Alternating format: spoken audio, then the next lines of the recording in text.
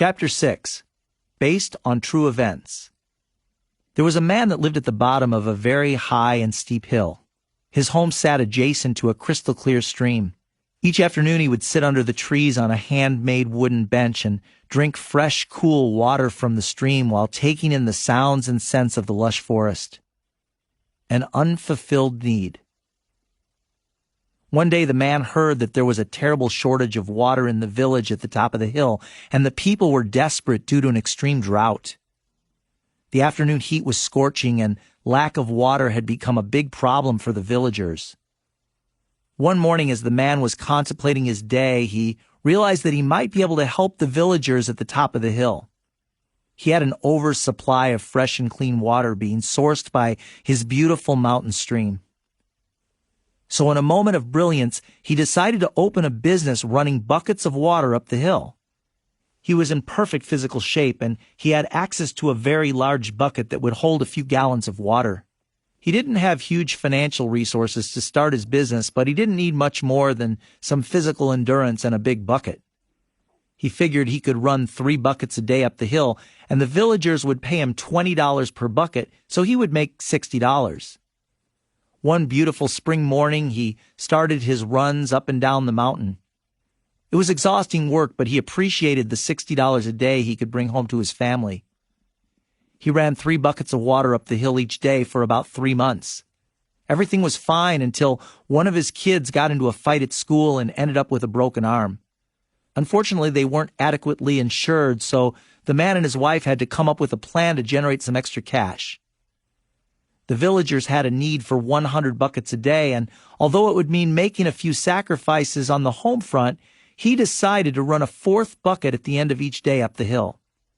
He started early and worked late every day. His weeks were long and tiring.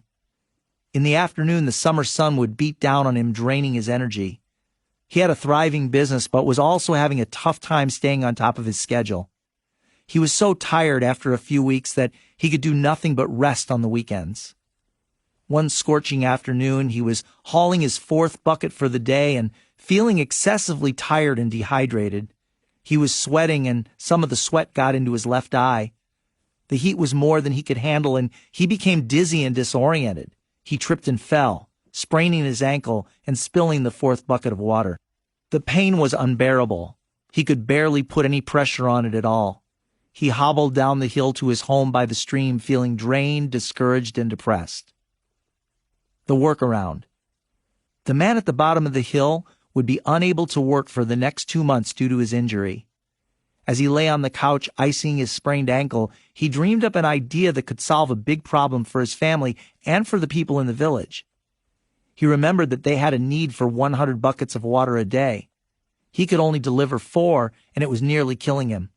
He thought to himself, what if I build a pipeline from the stream to the village? I have plenty of fresh water. They have a need for 100 buckets a day. I could cut the price in half to just $10 a bucket, and I could easily deliver what they need. As he began to heal, he formulated a plan to build his pipeline. He showed it to a couple of friends that told him that no one has ever done anything like that before. They disparaged his idea and talked about how expensive it would be to build and how much hard work would be required. They told him that it probably couldn't even be done on that steep hill. But he believed in his dream, and once he was feeling better, he began to put his plans into action to build the pipeline. After about 6 months, his wife became very angry because he was working so hard and bringing in no money. He would come home each evening tired and covered in dirt from working to install the pipeline on the hill.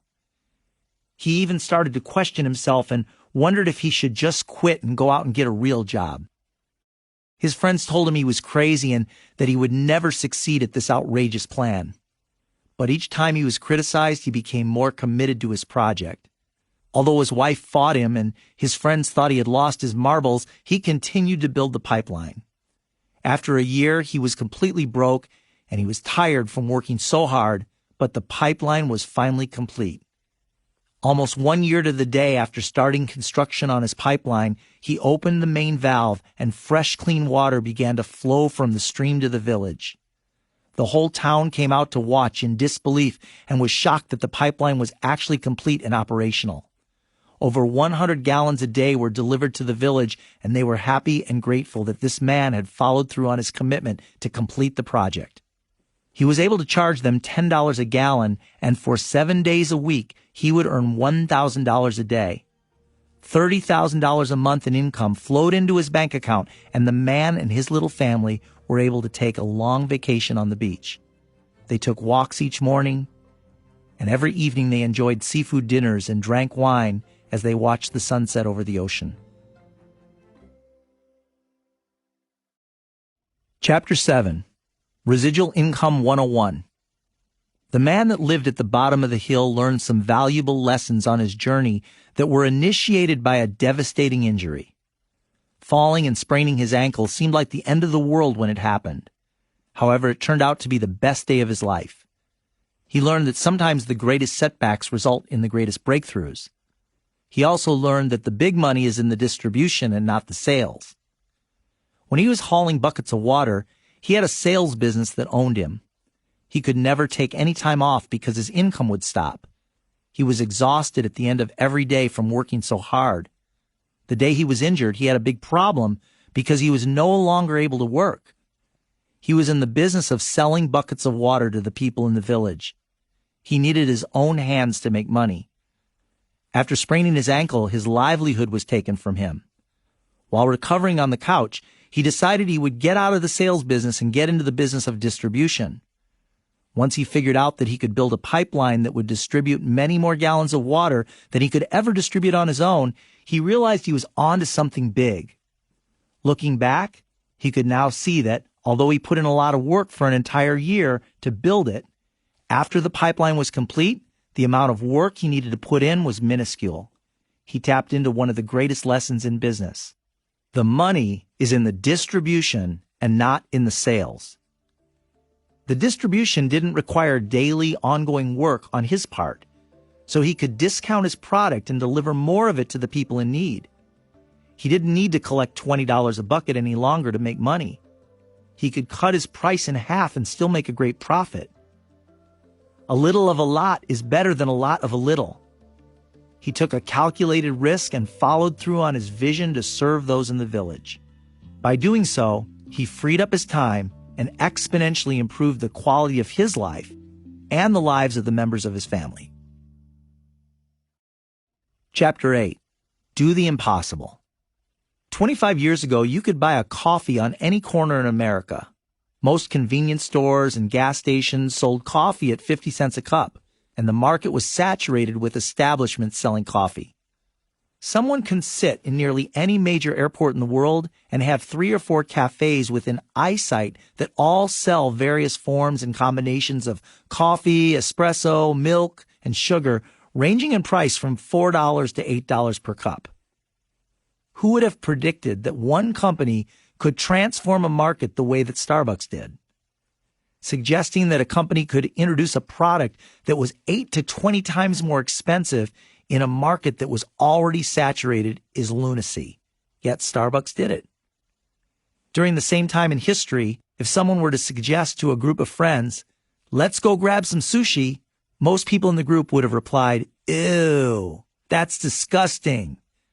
Today, there's a sushi place within a square mile of every corner of almost every city in the world. And if you don't eat sushi, you're the outcast. That's just how it is today. In a market that sushi was considered taboo, almost everyone eats sushi today. It's the norm. If you've been around for a while, you remember what would happen about 10 seconds after an airplane took off prior to the mid-1980s. The no smoking sign would shut off, and the back of the plane would fill with smoke like a building on fire as the smokers sitting together lit their cigarettes all at the same time. Over the years, the smoking section got smaller and smaller until eventually it was banned altogether by the airline.